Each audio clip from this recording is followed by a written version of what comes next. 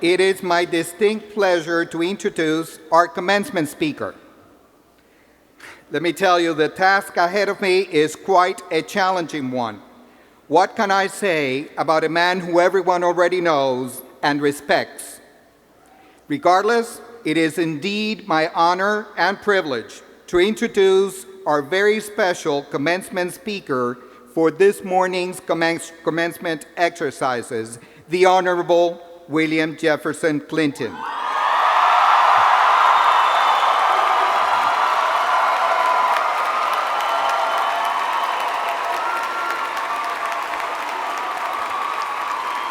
Thank you, and you may be seated. We need to continue with the program.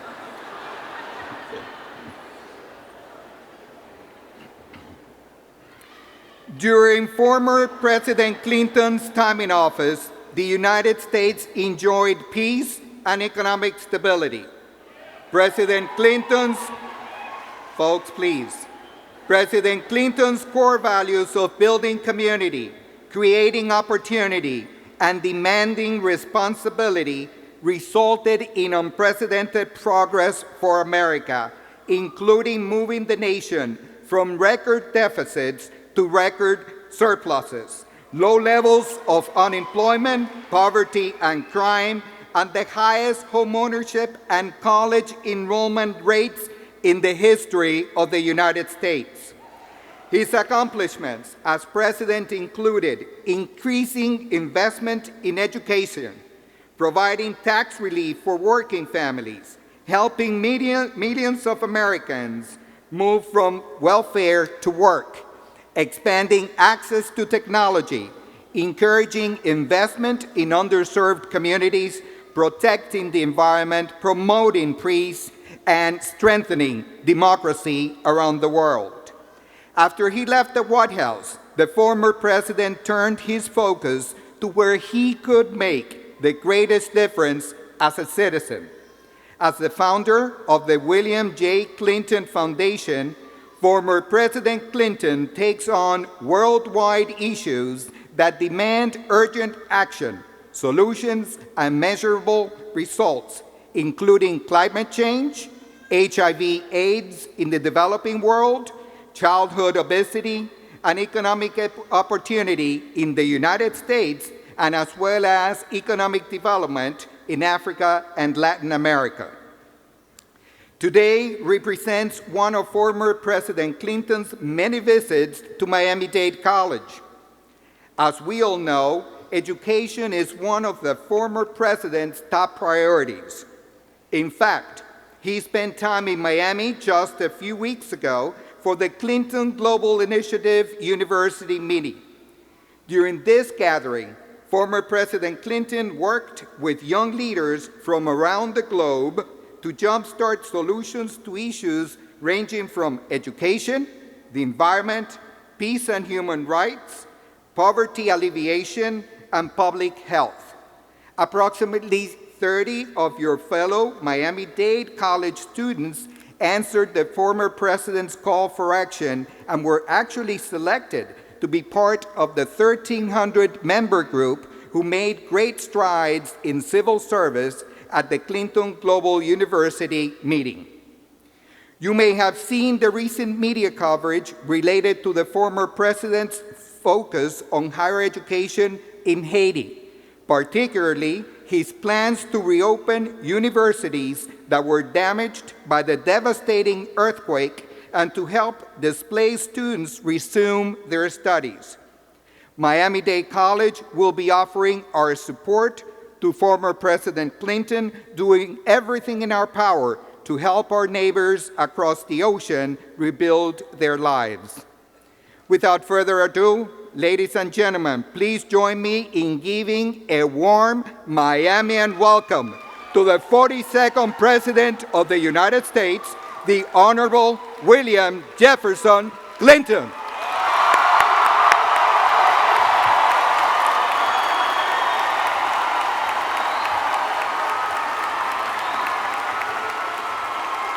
Thank you very much.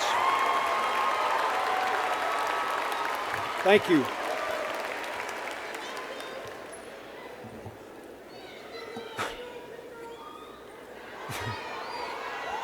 Thank you very much. First, Dr. Vicente, thank you for the introduction. Dr. Eduardo Padron, thank you for welcoming me so many times to Miami-Dade over the years. To your board chair, Helena Aguirre-Ferreira, and all the members of the board, all the faculty members and staff, I thank you for letting me come, and most of all, to the graduates and their families and friends, congratulations. Thanks for letting me share this day with you. I first visited Miami-Dade in 1992. That was a long time ago. The school was only 32 years old. And I came back again as president because I thought that this institution, as much as any college in America, symbolized our future. And today, I feel that more strongly than ever. I wish that every single American classroom in elementary and middle and high schools could watch a video of the flags coming across the stage and all of you cheering. I wish that all those people who think immigration is a problem for America could have watched this ceremony and happened.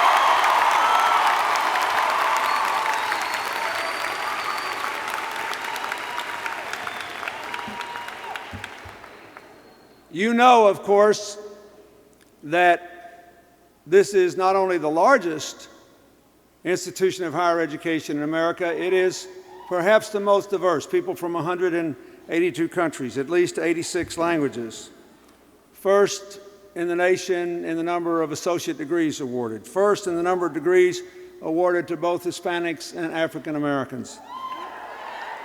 Here's the most important thing. 96% of the associate degree holders last year got a job in their field of study within a year in a terrible, terrible economy. This place works. It works for you. It works for America. I saw this when we had, as Dr. Vicente said, our Clinton Global Initiative University meeting, the third one we've had in Miami just a couple of weeks ago.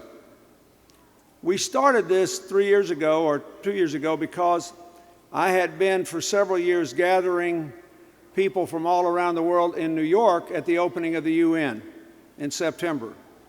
So all the world leaders are there. I asked them to come meet with philanthropists, with business leaders, with leaders of non-governmental organizations from all over the world. Those who come from very poor places, we fly in and put up, so that we can have an unusual conclave. Many times these political leaders never actually get to talk to people representing ordinary citizens, much less business leaders from half a world away. And the difference in our meeting and others is if you come to our meeting, you actually have to promise to do something about one of these problems. It doesn't matter whether you have a lot of money or what your particular skills are, but the idea is that we all have to do something. And among other things, your students who came made some of the best commitments at the university meeting in Miami a couple of weeks ago. They included a commitment to host after-school tutoring sessions for Creole-speaking students in high school so they could pass AP government and citizenship tests. A commitment to build an elementary school in Tamazo, a province in Haiti devastated not only by earthquakes but by 4 hurricanes in 2008. And a commitment to provide solar lamps in poor villages in India which have no access to electricity. So congratulations, you did that. And I might as well begin with the conclusion of my talk, since I've seen all of you do this. This education empowers you to live your dreams. When I was your age, the definition of good citizenship was pretty much contained by what we have already seen. you were supposed to go as far as you could in school, and the government should give you a chance. This is the #1 school in America and the recipient of Pell Grants, which just have been increased, thank goodness. And you're supposed to go as far as you could in school and get a job and work hard. And if you started a family, you were supposed to be responsible in raising your children. You were supposed to obey the law, pay your taxes, and cast an informed vote.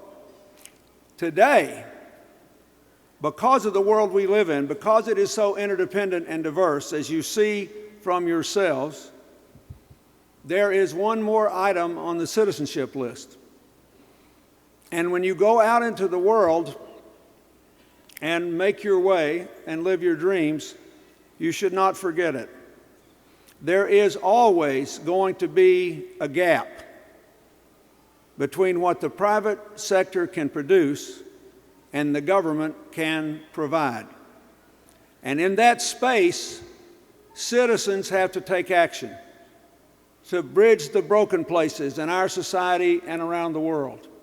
That's really what the non-governmental movement is all about. That's what the Global Initiative is all about. If you think about it, why do students from Miami-Dade need to provide solar lamps to villages in India? Because there's no private economy there that will produce it, and because the government of India has limited resources to provide it. Someone who can think about how to do it faster, cheaper, better, can help to bridge that gap. And someday, that role will be assumed, either by someone making a living doing it in the private sector or by the government. And that's where Haiti is today.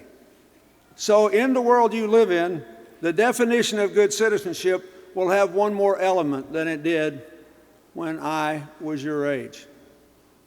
This idea is as old, indeed slightly older than the United States.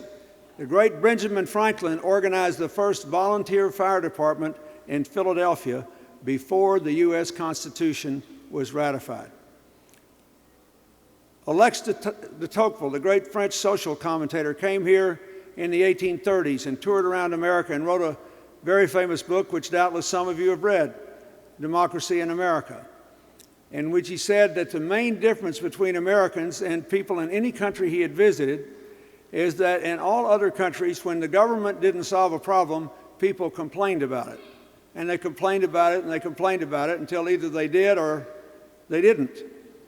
He said in America, they complained for about a day, then they just organize a new group and go fix it.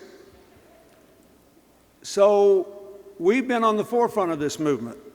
We have a million non-governmental organizations in America and 355,000 religious organizations reflecting all faiths who do work to try to heal the gaps and broken places in society. And this world you're going into, for all of its joys, and you see the joys around here, this is the most diverse age in human history. We have more access to information technology. We can communicate with people half a world away. It's accelerating scientific discoveries, breaking new barriers and solving health problems. Trade and travel are more pervasive than ever before. But there are three huge problems in this world that you will have to deal with. And I asked to be sent the stories, the biographies of several students, and I got some, and I must say they were amazing. So I actually have read some of your life stories. And I suspect they were reflective of many of you. I know a lot of you had a tough time to get to this day. I know a lot of you, unlike young people who will go through this ceremony who came from super privileged backgrounds and are the fourth or fifth or sixth generation to graduate from college and therefore may think this is no big deal. This is a big deal to almost every one of you because it was not an easy road, not for you, not for your families, not for the others that helped you. And therefore, you represent the solution to one of our biggest problems. America and the world are far too unequal. We are too unequal in access to education, to health care, to jobs, and in the incomes we earn. In the United States, 90% of the economic gains of the last decade went to only the top 10% of earners, 43% to the top 1%. We got to do something about that. In the larger world, listen to this, half of the people on planet Earth live on less than $2 a day. In Haiti, 70% of the people live on less than $2 a day. Half of the kids don't go to school. They did have a pretty good university network, which was wrecked in the earthquake, and Dr. Padron, Dr. Vicente, and others have talked about what Miami-Dade and others can do to help rebuild that, and we're going to work on that. But this inequality is poisoning, and it kills human potential. You just think about Haiti. In the U.S., less than 2% of our African American population is Haitian, but 11% of our African American doctors are Haitian. Now, what does that tell you? What does that tell you? Wherever you're from, whatever your ethnic or racial background, intelligence and the ability to dream and the willingness to work hard are evenly distributed in the world. But opportunity is not. You have to deal with inequality. Second problem you have to deal with is instability. Most people think of it in a borderless world as our vulnerability to terror, and that's a big problem. After 9/11 and before, there were terrorist incidents sparked by al-Qaeda and their affiliates in Africa, in the Middle East, in Bali and Indonesia, in Spain, in the UK. Once you take down the borders and you share information and people can move around, you get all the benefits and you have new risks. When President Obama recently hosted in Washington an international conference on nuclear safety, that was a response to instability. That is, there's still about 2,000 nuclear weapons in Russia that have not been completely secured. But here's the thing a lot of people don't know. There are nuclear materials that, if you can gather them up, could be used to make a small bomb in hospital labs, in government research labs, in university labs, at sites of nuclear power plants all over the world. So the attempt to identify and control those is a response to instability. Biggest experience you have personally had with instability is the impact on the Florida economy of the financial crisis. It started with the collapse of a Wall Street firm, Lehman Brothers, spread rapidly throughout the housing markets in the United States, then went to the United Kingdom, Ireland, Iceland, then badly hurt our neighbors in Mexico and the Caribbean because we couldn't buy so much stuff anymore. Then all of a sudden there were 35 million unemployed factory workers in China because nobody in Europe and America could buy those products in China anymore. And now 2 members of the European Union, Greece and Spain, are in serious danger as sort of the last echo of this traumatic crisis. It's an unstable world. The very interdependence that gives us access to each other and makes this kind of diversity possible is too unstable to stay the way it is for the next 20 years of your life. And the final problem the world has is that it's not really sustainable because of the way we produce and consume energy. Climate change is real, and there are now 10,000 studies which say that we cannot continue to warm the climate at the same rate. And here's the big issue. I'll make it very simple. When they recently had that climate change conference in Copenhagen, the reason there was no agreement is simple. Most people are still not absolutely, totally convinced that we can reduce our greenhouse gas emissions and still grow the economy. That's all there is to it. It's as simple as that. There are a few people that don't think global warming is real anymore. One senator said the record snow we had in February in Washington, D.C. proved that global warming wasn't real. Of course, he neglected to say that January was the hottest month ever recorded, and that while it was snowing in Washington, it was so hot in Vancouver they almost had to delay the onset of the Winter Olympics outside games. The world is in a climate tizzy. One of America's great national parks, Glacier National Park, may lose its fundamental core mission soon because the glaciers are melting so fast and the trees are being eaten alive by pine beetles that have never before been that far north. You got to find a solution to that. But the good news is, even the people that won't vote for climate agreements know it's a problem. China is trying to leapfrog America and Europe and become the leading country in the production of solar and wind energy because they know it's a huge economic opportunity. So those are the three things you have to worry about. The obvious benefits of the modern world are present in the degrees. You listen today at the ceremony, listen to what the degrees are. Watch all of your classmates walk across the stage. Look at their differences, not just their different skin colors and genders and age, but their differences in faith and thinking and politics. It's obvious what the benefits are, but you will not be able to bring children and grandchildren into a world that is this unequal, this unstable, and this unsustainable. We have to do something about it. And my fundamental message to you is that you should strive to be part of a thriving private sector that's as productive as possible. You should strive to vote for people in politics who will build up the positive and reduce the negative forces of our interdependence. But you should also ask yourself, even when you begin and you're not making much money, what can I do as a citizen to close the gap between where we are and where we ought to be? How can I get America into the future business? That's the last point I want to make. I have people sometimes, especially when I travel the world a lot, and I actually work in a lot of the countries whose flags were draped across here today. And people, they saw us double the debt of America in the last 8 years and borrow money from China to pay for a millionaire to get 5 tax cuts and fund 2 wars. We never borrowed money from other people to fund our wars before.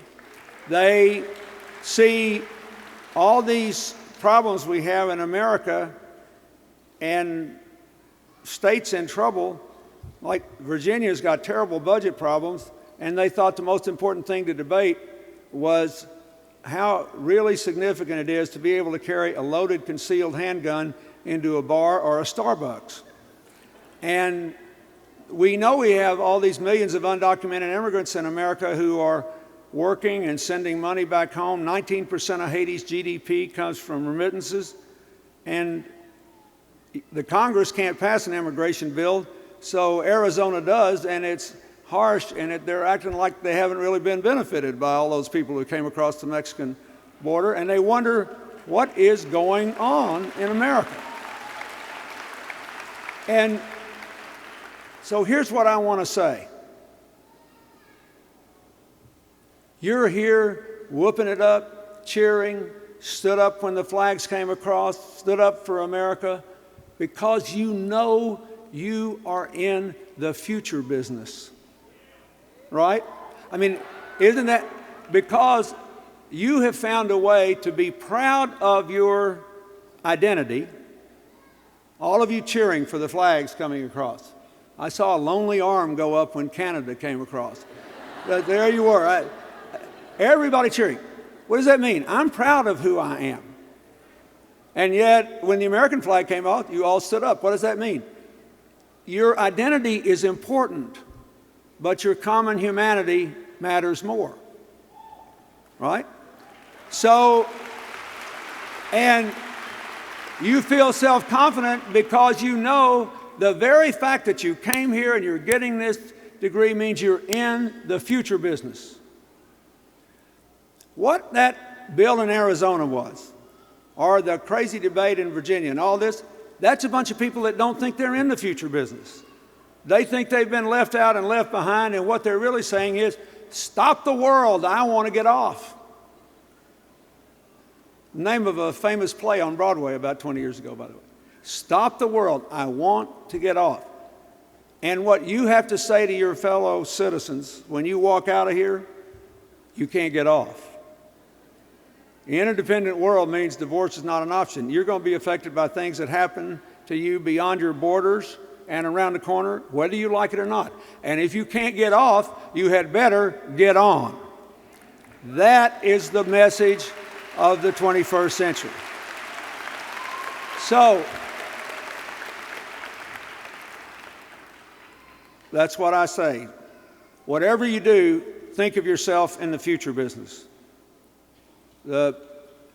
Since President Obama took office, I think we've made some progress in dealing with a health care system that spent 17.2% of our income on health care when no other rich country spends more than 11%, and yet we could only figure out how to insure 84% of us and didn't get very good health outcomes. And they made a good first step, but we got a long way to go. We're spotting our competitors $1 trillion a year in health care costs. They've made some real good progress in passing bills to lower the cost of student loans and to let every student from now on pay back their loans as a percentage of their income, something that happened when I was president too. That's very important. It means you don't have to be afraid to be a teacher or a police officer or some other kind of public servant because you will never be able to be bankrupted by your loan bill again. That's a big deal, but there's still more to be done. And we've got to do more in energy. We've got to modernize our systems. That's what all rich countries have to do. We have to reform our systems. In Haiti and every other poor country in the world, you got to build systems in the first place. They don't have things that make life predictable. You just think about it. Think about all the things you're taking for granted today. You'd be shocked if the lights went off, if the microphone didn't work, if your degree that you're about to get was discredited, right? You'd be shocked if you couldn't get a clean glass of water when this is over because we're all going to be hot. You'd be shocked. I work in places where people can't take any of that for granted. So in poor countries, they have to build systems. In wealthy countries, we have to be constantly reforming them. So what? Everybody's got to have something to do. Every generation is challenged. But don't you believe for a minute that this country cannot recreate itself and claim the future again. Anybody who saw you today would believe in the future of America. People have been betting against this country since George Washington took on King George. You ought to go back and read what they said. Oh, Washington's got ugly false teeth.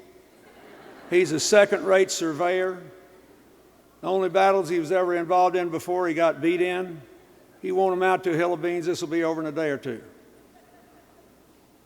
You ought to see what newspaper editors said about Abraham Lincoln when he was elected. He looks like a baboon.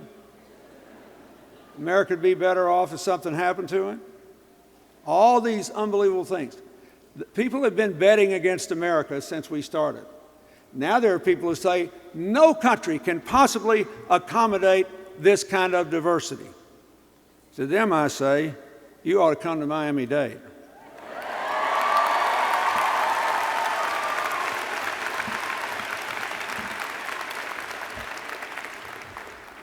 You are carrying the future of America in your hearts and minds. Whether we make it or not depends on whether more of us can look more like you, think more like you, act more like you. We have to find a way to embrace our diversity and affirm our common humanity. When I look out at you, I think it'd be a big mistake to bet against our future if you keep us in the future business. Thank you very much, and God bless you.